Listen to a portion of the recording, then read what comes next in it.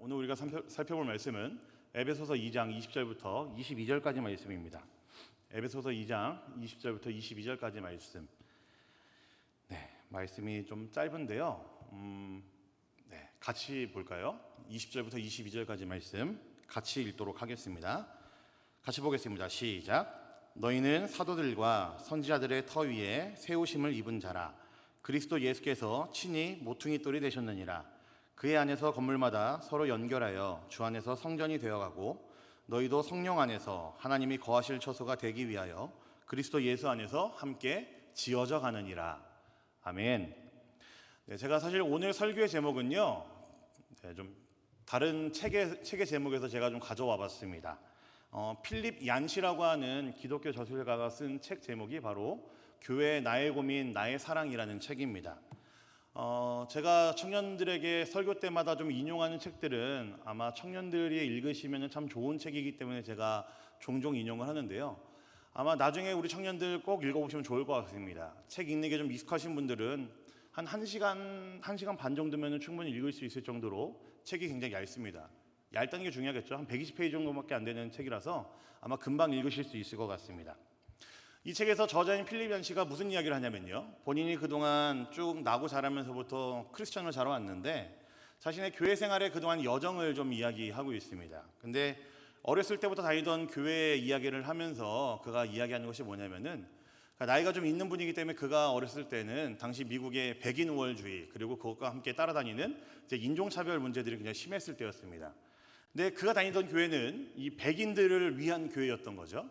그런데 이 필립 얀시가 그의 교회 안에서 그의 어렸을 때 봤던 그 어른들의 모습들, 그리고 위선적인 모습들, 굉장히 폭력적인 모습들, 그리고 부당한 모습들을 보면서 이게 무엇인가 라고 하면서 회의감과 동시에 그가 교회를 잠시 떠나게 됩니다. 교회 구성원들 한 사람 한 사람을 살피면 살필수록 너무나 실망스러웠기 때문에 이제 필립 얀시가 그가 어렸을 때부터 다니던 교회를 이제 떠나게 되는 거죠. 그래서 그가 이제 20대를 쭉 보내고 난 이후에 꽤나 다시 한번 늦게 이제 회심을 경험하고 이제 교회로 다시 들어왔습니다. 근데 그가 이제 교회로 돌아왔는데 꽤나 시간이 흐른 후에, 물론 모교회는 아니겠지만 어떤 교회에 정착을 하고 들어왔는데, 그는 그가 새로 뿌리내린 교회에서 교회의 진정한 모습을 발견을 할 수 있었다라고 기록을 합니다. 그래서 그가 거기서 경험했던 것은 교회만큼 정말 아름다운 공동체가 없으며 교회만큼 사랑스러운 공동체가 없다라는 것을 그가 드디어 깨달은 거죠. 그런데 더 재미있는 사실은 뭐냐면은 그가 이렇게 얘기를 합니다. 그가 이것을 깨달았음에도 불구하고 교회에는 여전히 그가 어렸을 때 다녔던 교회의 그 어른들과 같은 사람들이 여전히 남아 있었다라는 이야기를 합니다. 자, 그렇다면은 이 저자인 필립 얀시가 그 교회에, 그 새로 정착한 교회의 그 구성원들의 모습을 보고 다시 한번 실망하고 교회를 떠났을까요? 안 떠났을까요? 안 떠났습니다. 오히려 그가 그 교회에 뿌리를 내리면서 그들의 모습을 발견하고 마음에 확신하게 되는 것은 무엇이냐면은, 교회는 오히려 그런 사람들이 모인 곳이다라는 것을 그가 인정을 하고 그들을 더욱 사랑해 주는 것이 내가 해야 되는 일이다, 그들을 더욱 사랑하는 것이 교회가 해야 되는 일이다라는 것을 그가 깨닫게 됩니다. 그래서 필립 얀시가 그의 책에서 이렇게 이야기를 해요. 그래서 그가 교회가 이렇게 불완전하고 부족하고 어디가 흠이 있는 사람들의 모임이기 때문에 교회가 해야 되는 것은 그 부족한 사람들을 위한 목발과도 같은 역할을 교회가 해야 된다라는 이야기를 합니다. 여전히 보기에는 부족한 사람들이 있고 인격에 있어서도 뭔가 문제가 있을 수 있고 어떤 사람에게는 문제가 여전히 남아있을 수 있지만, 그럼에도 불구하고 그런 사람들과 함께 하나님 나라를 이루어가는 것, 그런 사람들과 함께 교회 공동체를 이루어가는 것, 그것이 이 땅에 있는 교회의 사명이기 때문에, 하나님께서 교회에게 주신 숙제이기 때문에 이 필립 얀시가 그의 책에 교회 나의 고민 나의 사랑이라고 책 제목을 그렇게 지었다고 이야기를 하고 있습니다. 제가 이런 면에서 굉장히 공감하고 있기 때문에 제가 오늘은 좀 그 책 제목을 그대로 가져다가 좀 사용을 해봤습니다. 우리 청년들은 어떠십니까? 이 교회를 사랑하십니까? 대답은 바로 안 나올 줄 알았어요. 이 공동체를 여러분 사랑하십니까? 예, 그래도 수련회를 갔다 왔다고 이제 한 대여섯 분 정도는 대답을 해주시네요. 여러분, 제가 당연히 말씀드리는 것이 이 건물, 이 장소가 아니라 우리 주님의 함께 하심을 느끼면서 우리가 함께 소통하고 함께 예배하는 이 모임이라는 것은 잘 아시겠죠. 우리가 사랑한다라고 고백하는 그 교회는 바로 이런 우리들의 모임이고, 바로 우리가 함께 모여 있을 때 이 시간을 우리는 교회라고 이야기를 하죠. 혹시나 여러분 중에 교회가 싫다, 교회 실망했다라는 말을 자주 내뱉는 분이 있으십니까? 우리의 이 교회는 정말로 굉장히 실망스러운 교회, 한국 교회는 썩었어 라고 하면서 교회에 대한 실망감들을 잔뜩 토로하시고 이야기하시는 분들 혹시 있으십니까? 오늘 제가 모쪼록 바라는 것은, 오늘 제 설교가 그렇게 대단한 설교도 아니고 길지도 않겠지만, 오늘 이 말씀을 함께 우리가 곱씹으시면서 함께 말씀 우리 마음에 새기시면서 이 교회의 모습을 좀 우리가 한 번 더 발견하는 시간이 되면 좋겠습니다. 교회는 참으로 사랑스러운 공동체입니다. 사실은 우리 하나님께서, 우리 예수님께서 당신의 피로 사신 공동체이기 때문에 이 사실만으로도 이 공동체는 사랑스러울 수밖에 없습니다. 그리고 그 안에 부름받은 우리들이기 때문에, 우리들의 모임이기 때문에 이 공동체는 더욱 사랑스럽죠. 오늘은 좀 한 가지만 좀 같이 깊게 이야기하고 살피고 돌아가는 시간이 되면 좋겠습니다. 그래서 좀 제가 미리 말씀드리지만 설교가 그렇게 길진 않을 거고요. 오늘 이후에 좀 우리가 함께 이야기 나누고 좀 쉐어해야 되는 내용이 있기 때문에 오늘 좀 설교를 좀 짧게 끝내도록 하겠습니다. 자, 오늘 기억해야 될 거 한 가지만 좀 우리가 이렇게 기억하면 좋겠습니다. 한번 따라해 볼까요? 우리는 함께 지어져 간다. 한 번 더 해볼까요? 우리는 함께 지어져 간다. 이 교회를 생각할 때 잊지 말아야 될 것은 바로 이것입니다. 우리 오늘 말씀 21절과 22절 말씀 한번 같이 볼까요? 21절, 22절 말씀 같이 보겠습니다. 시작. 그의 안에서 건물마다 서로 연결하여 주 안에서 성전이 되어가고 너희도 성령 안에서 하나님이 거하실 처소가 되기 위하여 그리스도 예수 안에서 함께 지어져 가느니라.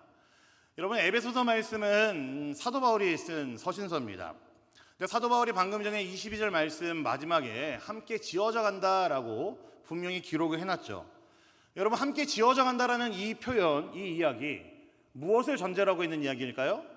무엇을 전제로 하고 있을 것 같습니까? 완성되어 있다는 것을 전제로 할까요? 완성되지 않았다는 것을 전제로 할까요? 완성되지 않았다는 것을 전제로 합니다. 사도 바울이 볼 때 이 땅의 교회라는 것은 불완전하고 충분하지 않기 때문에 그가 교회에 대해서 이야기할 때 사도 바울이 이야기하는 것은 함께 지어져 가는 것이 교회다라고 사도 바울은 분명히 이야기를 하고 있죠. 아직 공사가 끝나지 않았다라는 이야기입니다. 교회를 열심히 막 짓고 있는 와중이긴 한데 너무나 멋있는 교회 모습으로 지어져 가고 있긴 하지만 그래도 아직 공사가 끝나지 않았다라는 이야기이겠죠. 제가 조금 재미있는 상상을 좀 한번 해봤습니다. 이곳에 모여있는 우리들 머리 위에 아마 하나님이 이제 팻말을 붙여놓으셨을 것 같아요. 무슨 팻말이냐면은 아직도 공사 중이라는 팻말을 우리들 머리에 다 아마 붙여놓으셨다라는 생각이 듭니다. 왜일까요?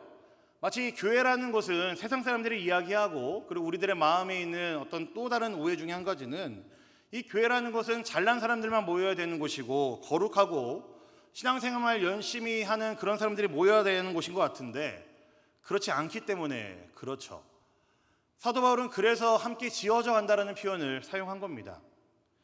여러분, 성경에서는요 한 번도 이 땅에 있는 지상의 교회는 완전하다라는 이야기를 한 적이 없습니다. 하나님은 단 한 번도 너희들 한 사람 한 사람 부족함이 없다, 내가 너희들을 불러냈고 내가 너희들을 교회로 만들었기 때문에 이 땅에 있는 교회는 완벽한 공동체야 라고 우리 하나님은 한 번도 이야기하신 적이 없습니다. 그래서 사도 바울을 통해서 하나님께서 말씀하신 게 무엇이죠? 함께 지어져 간다라고 이야기하실 뿐입니다. 완성되지 않았고 지금 교회의 모습을 갖고 있긴 하지만 뭔가 건물이 좀 올라가고 있는 것 같지만 아직 다 완성된 교회가 건물이 아니라는 이야기입니다. 여러분, 교회를 나타낼 때 성경에서 제일 많이 사용하는 비유 중에 하나가 바로 사람의 몸에 빗대서 하는 비유입니다. 사실 고린도전서 후서만 보더라도 교회를 이야기할 때 몸에 빗대서 한 20번 이상 정도 사도 바울이 사용을 합니다. 굉장히 많이 사용을 한다는 이야기예요. 이 교회 공동체를 이야기할 때 사람들의 몸에 비유를 합니다. 이유가 무엇일 것 같으세요, 여러분? 몸. 왜 몸에다가 비유를 했을까요? 딱 떠오르는 이유는 그거밖에 없습니다. 사람의 몸은 하나하나 따로 떼어놓고는 살 수가 없기 때문에 그렇습니다. 하나하나 구분되어져 가지고는 이것이 사람의 몸에서는 크게 의미가 없기 때문에 사도 바울은 그것을 알았기 때문에 교회를 사람의 몸에다가 비유를 한 것이죠. 교회라는 것은, 교회로 부름받은 우리들은 그리스도 안에서 하나 되었을 때야 비로소 의미가 있다라는 이야기입니다. 그렇기 때문에 이것만큼 불완전한 존재들이 어디 있겠습니까? 당연히 완성이 안 된 모습일 수밖에 없고, 어딘가 하나 모난 모습일 수밖에 없고, 어딘가 하나 깨어져 있는 모습일 수밖에 없는 거겠죠. 근데 그럼에도 불구하고 우리 하나님께서는 그런 사람들을 모으고 모아서 하나님의 교회라고 부르시기를 부끄러워하지 않으시고, 그런 사람들을 한 명 한 명에게 하나님께서는 성도다라고 부르는 것을 부끄러워하지 않으신다라는 이야기입니다. 여러분, 방금 제가 고린도 교회 이야기를 했지만 고린도 교회를 혹시 잘 아십니까, 여러분? 사도 바울이 고린도 교회를 향해서 쓴 편지가 바로 고린도 전서와 후서인데, 여러분, 사도 바울이 고린도 교회가 잘했기 때문에 편지를 썼을까요? 어떻게 생각하십니까? 고린도 교회가 너무나 이쁘기 때문에, 사도 바울이 보기에 너무나 아름다운 교회였기 때문에 사도 바울이 편지를 썼을까요? 아닙니다. 사실 성경에 나와 있는 사도 바울 편지들은요, 웬만해서는 칭찬하려고 쓰는 사도 바울 편지는 거의 없습니다. 로마서도 사실 마찬가지고요, 고린도 교회도 마찬가지입니다. 바울이 고린도 교회를 향해서 쓴 편지, 그 이유는요, 간단히 말하면 이렇습니다. 고린도 교회가 교회 같지도 않은 짓들을 다 하고 있었기 때문에 사도 바울이 그들을 혼내려고, 그들을 돌이키게 하려고 쓴 편지가 바로 고린도 전서와 후서입니다. 너희들 정신 좀 차려라 라는 마음으로 쓴 것이 바로 고린도 전후서예요. 여러분, 고린도 교회에 어떤 문제들이 있었는지 제가 잠깐 말씀드려 볼까요? 아마 여러분 들으시면 놀라실 수 있습니다. 고린도 교회 첫 번째 문제 중에 하나가 뭐였냐면 이겁니다. 당파를 짓고 있었습니다. 아볼로파니, 베드로파니, 바울파니 하면서 서로 이제 무리를 짓고, 무리를 지면 거기서 끝나면 모르겠는데 무리끼리 서로 싸우고 있었습니다. 비난하고 있었고, 너희는 별로야, 너희는 잘못했어 라고 이야기를 하고 있었다고요. 음행도 있었습니다. 교회 안에. 지금 제 입으로 말하기 좀 부끄럽지만, 그리고 현대에 좀 익숙하지 않은 음행일지 모르겠지만 교회 안에 근친상간이 있었습니다. 여러분, 이해되세요? 근친상간이 있었다는 게 교회 안에? 교회 안에서 성도들을 통해서 여러모로 그런 모습들이 발견되었었습니다.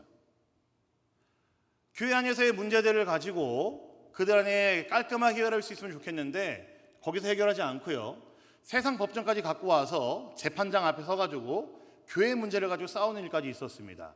송사했다라고 이야기를 하거든요. 그런 문제도 교회 안에 있었습니다. 우상에게 바쳐진 재물을 가지고 이걸 가지고 먹내만해하면서 안 먹는 사람들이 먹는 사람을 향해서 믿음이 없다라고 욕하고 있었고, 먹는 사람 역시도 안 먹는 사람들을 향해서 너희가 믿음이 없다라고 하면서 박터지게 싸우고 있었습니다. 은사에 대한 문제도 있었거든요. 은사에 대해서 서로의 견해 차이가 있어서 은사에 있어서도 서로 간에 싸우고 있었습니다. 이건 좀 심각해요. 교회로 모인 사람들 중에 예수 그리스도의 부활을 믿지 않는 사람들도 교회 안에 있었습니다. 그런 사람들도 교회 안에 있었다고요. 여러분, 어떻습니까? 이게 교회의 모습일까요? 이것을 과연 여러분 교회라고 할 만합니까? 아마 교회 밖에 있는 공동체에 비교해 봤을 때도 되게 더러운 모습이고 문제 있는 모습일 수밖에 없죠. 아마 제가 지금 말씀드린 이 문제들 중에, 고린도 교회에 있는 문제들 중에 한 가지만 지금 현대 교회 안에서 터진다고 하면은 아마 난리 날 겁니다. 근데 여러분, 제가 이 고린도 전서를 볼 때에 굉장히 소름 끼치는 것이 무엇인지 아십니까? 하나님께서 바울을 통해서 이들에게 편지를 쓰게 하셨을 때에 하나님께서 이들에게 뭐라고 하시는지 고린도전서 1장 2절에 보면 이렇게 기록이 되어 있습니다. 우리 말씀 한번 볼까요? 고린도전서 1장 2절입니다. 같이 보겠습니다. 시작. 고린도에 있는 하나님의 교회 곧 그리스도 예수 안에서 거룩하여지고 성도라 부르심을 받은 자들과 또 각처에서 우리의 주 곧 그들과 우리의 주 되신 예수 그리스도의 이름을 부르는 모든 자들에게.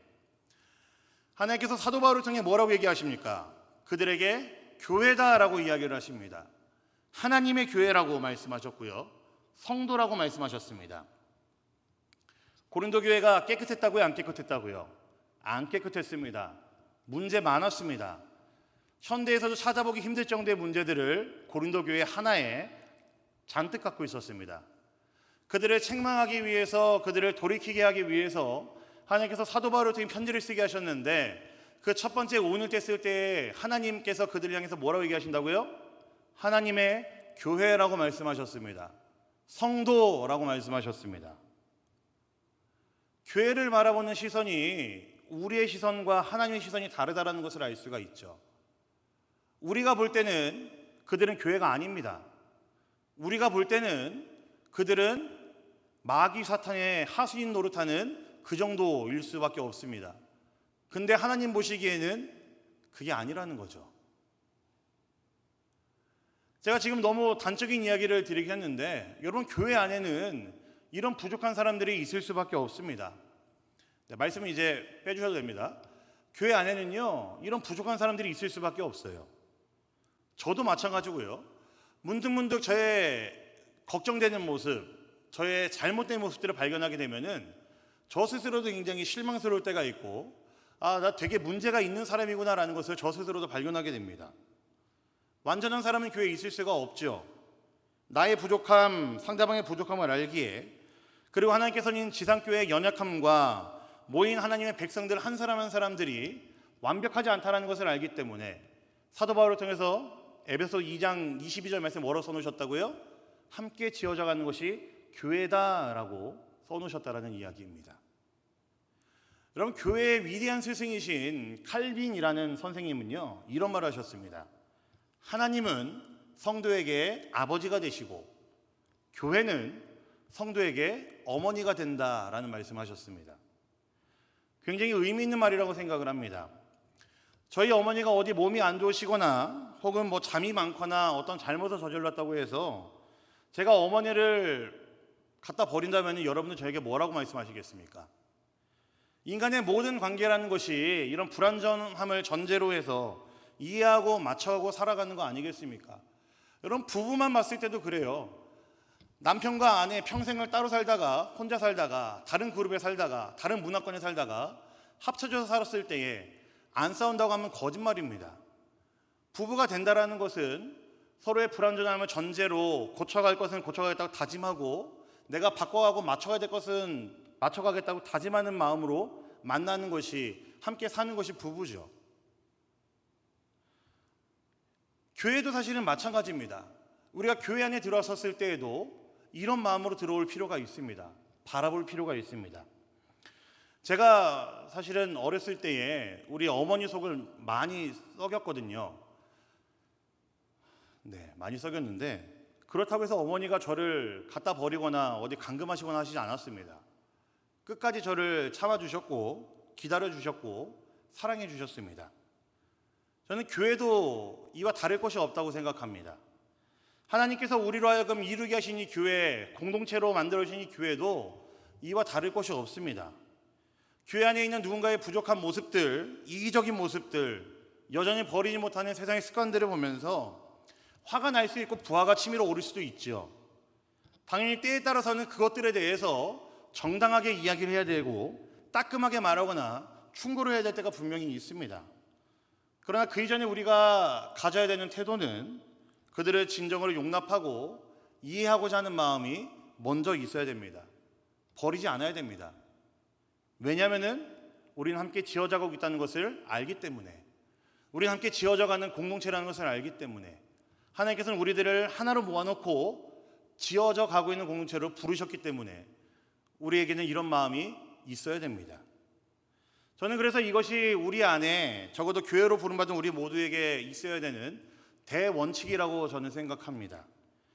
성경에서는요, 절대로 완벽해져라, 네가 완전한 사람이 되어라 라고 절대로 우리에게 요구하지 않습니다. 오히려 이렇게 이야기를 합니다. 다른 사람의 부족함을 참아줘라, 용납해줘라, 사랑해줘라, 용서해줘라 라고 우리에게 이야기합니다. 조금만 더 뒤로 가서 에베소서 4장 1절과 2절에서 보면요, 이렇게 기록되어 있습니다. 같이 보겠습니다. 에베소서 4장 1절 2절입니다. 같이 볼게요. 시작. 그러므로 주 안에서 갇힌 내가 너희를 권하노니 너희가 부르심을 받은 일에 합당하게 행하여 모든 겸손과 온유로 하고 오래 참음으로 사랑 가운데서 서로 용납하고. 하나님께서 함께 지어져가는 교회로 만들어주신 이 교회 공동체를 지키기 위해서 우리가 할 수 있는 것은 몇 가지 언급을 하고 있죠. 겸손, 온유, 오래 참음, 그리고 사랑 가운데서 하는 용납입니다. 여러분, 오해하지 마세요. 덕스럽지 못하는 형제 자매의 모습을 보고 무조건 다 넘어가고 눈 감아주고 참아주라는 이야기 절대로 아닙니다. 하지만 그들에게 충고의 말을 한다 할지라도, 아무리 바른 말을 한다 할지라도 그 이야기를 전해야 되는 우리들에게는 오랜 소화와 곱씹음이 필요하다라는 이야기이죠. 그들을 용납하려는 마음, 이해하려는 마음을 버려서는 안 된다라는 이야기입니다. 특별히 방금 읽은 말씀 2절을 보시면요, 그 2절 마지막에 이렇게 수식하고 있는 단어가 있습니다. 용납할 때 뭐라고 용납하라고 얘기하고 있습니까? 사랑 가운데서 용납하라라고 이야기하고 있습니다. 용납하는 것도 사랑하는 마음이어야 된다는 이야기예요. 제가 왜 여기다 그냥 용납이면 용납이지 왜 사랑 가운데서 용납하라 왜 이렇게 수식을 했을까, 표현을 했을까 생각을 좀 해봤는데, 하나님께서 사랑 가운데서 용납하라는 것은요, 사실 굉장히 차가운 명령이 아닙니다. 가끔 우리는 성경에 있는 말씀들 하나하나 구절구절들을 또 떼어서 보기 때문에 이것이 그냥 명령으로만 다가오고 이것이 굉장히 차가운 명령으로 다가올 때가 있는데, 제가 이 말씀 가지고 사실은 사랑 가운데서라는 말씀, 이 표현 자체를 가지고 좀 오래 묵상해 봤습니다. 왜 하나님께서 그냥 용납하는 것이 아니라 사랑 가운데서 용납하라라고 명령을 하셨을까? 저는 이런 의미였다고 생각은 믿고 있습니다. 얘야, 용납하는 거 쉽지 않고 누군가를 용서하는 거 쉽지 않은 거 나도 알아. 근데 너가 못나서 용납 못하는 거 아니고 너가 특별히 나쁜 놈이라서 용서 못하는 거 아닌 것도 알아.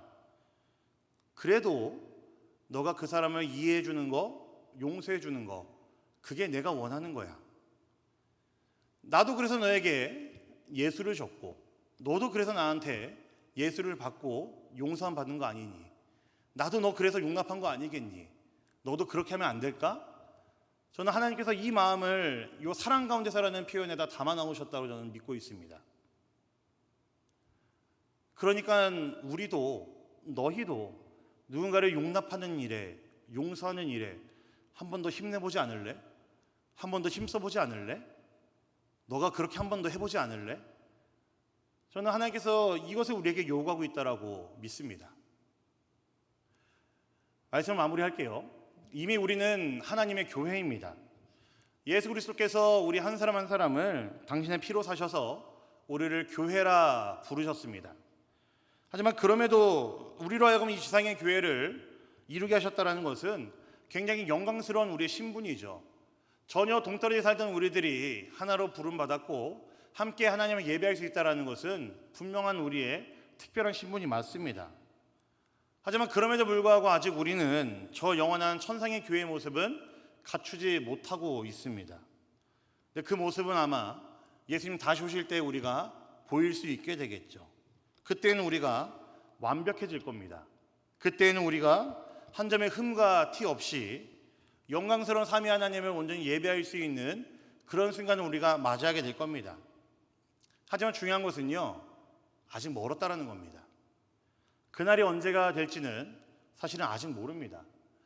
당장 올 것 같이 이야기를 하고 있지만 사실은 저는 아직도 좀 멀은 것 같다는 생각이 들어요. 물론 그날을 굉장히 소망하고 있긴 하지만, 그런데 여러분 안심하십시오. 그날이 아직 멀긴 하지만 하나님께서는 그날을 기대하면서 맛보게 하기 위해 교회를 이 땅에 세우셨습니다. 우리 예수를 믿는 우리들, 예수 십자가로 구원받은 우리들 한 사람 한 사람 모아주셨고 부름받은 우리들로 하여금 함께 한 마음으로 예배할 수 있게 하셨고 그리스도의 그 사랑을 기억하면서 예배하는 자리를 우리를 불러주셨습니다. 이 교회 공동체를 허락하셨다라는 이야기이죠. 그래서 우리는 함께 모여서 예배할 때에 그 기쁨을 먼저 맛볼 수 있고 미리 맛볼 수가 있습니다. 그렇게 우리가 모여 있는 것이, 우리가 교회로 부름받았다는 것이 그래서 특별한 거고요. 그래서 굉장히 신비스러운 하나님의 일하심이라는 것을 아셔야 됩니다. 이것이 우리 교회가 갖고 있는 특권이죠. 사랑하는 우리 대림교회 성도님들, 우리 청년들, 우리가 한 가지 또 기억해야 될 것은 우리는 정말 서로가 연약한 자들인 사실을 잊지 마시기 바랍니다. 저 사람이 나보다 나을 것도 없고요, 못할 것도 없습니다. 우리가 해야 될 것은 서로를 용납해주고 이해해주고 사랑해주면 되는 겁니다. 우리가 그리스도 예수 안에서 부름받아 함께 지어져가는 공동체로 부름받았다는 사실을 기억하신다면 가능합니다. 아, 저 사람 아직도 공사 중이구나. 아, 저 사람 아직도 공사가 끝나지 않았네. 아, 나에게도 아직 하나님께서 공사하고 계시는구나. 이런 마음으로 서로를 용납해주고 이해해준다면 가능합니다. 잊지 마십시오. 하나님께서 이루고 계신 이 교회는 처음부터 우리의 불완전함을 전제로 이루어 가시는 공동체입니다. 우리 이 안에서 아름다운 교회의 모습을, 영광스러운 교회의 모습을 우리가 함께 지어져 감으로써 회복하는 공동체가 되기를 간절히 소망합니다. 우리 대림교회 청년부가 그리스도의 사랑 안에서 서로를 용납하고 서로를 이해하고 함께 성숙해져가는, 함께 지어져가는 그런 교회가 되기를 간절히 소망합니다. 우리가 함께 모일 때에 그 사랑이 우리 안에 더욱더 넘쳐나면 좋겠고요. 우리가 함께 모여서 이야기 나누고 예배할 때에 이 신비스러운 하나님의 일하심을 더욱더 우리가 깨닫게 되면 좋겠고요. 우리 안에 연약한 모습, 부족한 모습이 있다 할지라도 우리가 그들을 기꺼이 이해해 줄 수 있으며 용납해 줄 수 있으며 우리의 마음에 새겨줄 수 있다면, 품어줄 수 있다고 한다면 분명히 가능할 겁니다. 이런 아름다운 공동체의 모습 우리 안에 회복되어져 가기를, 우리가 보여줄 수 있기를 우리 주님의 이름으로 간절히 부탁드립니다. 아멘. 네, 우리 말씀 기억하시면서 함께 찬양하겠습니다. 저는 교회 이야기하면은 정말 매번 이 찬양만 생각이 납니다. 혹시나 교회에 대한 찬양, 교회에 대한 메시지들, 이보다 더 좋은 메시지가 있는 찬양이 있다고 한다면 저에게 언제든지 추천해 주십시오.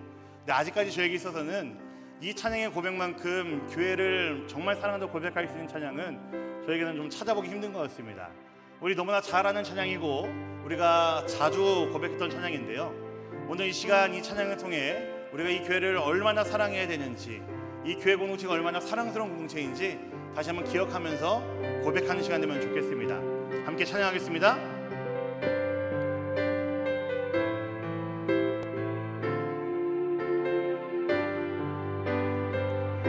우리에겐 소원이 하나 있네. 우리에겐 소원이 하나 있네.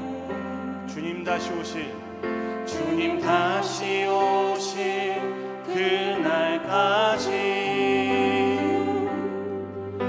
우리 가슴에 새긴 주의 십자가 사랑, 나의 교회를 사랑케 하네. 주의 교회를 향한 우리 마음, 희생과 포기와 가난과 고난, 하물며 죽음조차 우릴 막을 수 없네.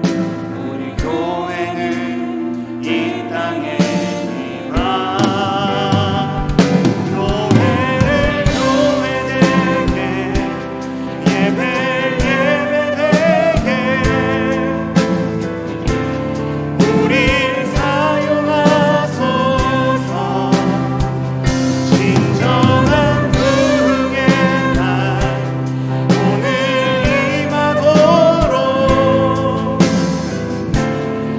우리 사용하. 다시 한번 처음부터 고백하겠습니다. 우리에겐 소원이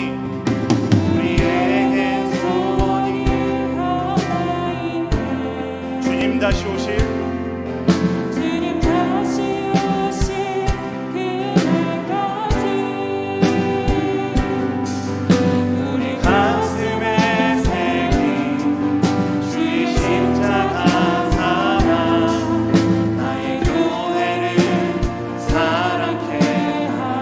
아멘. 주의 교회를 향한 우리 마음, 희생과 포기와 가난과 고난,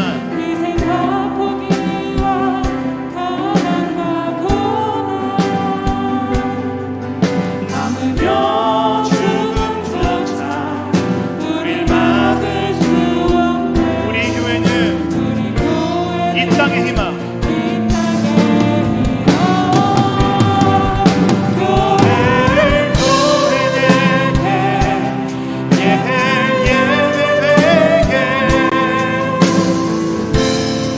우리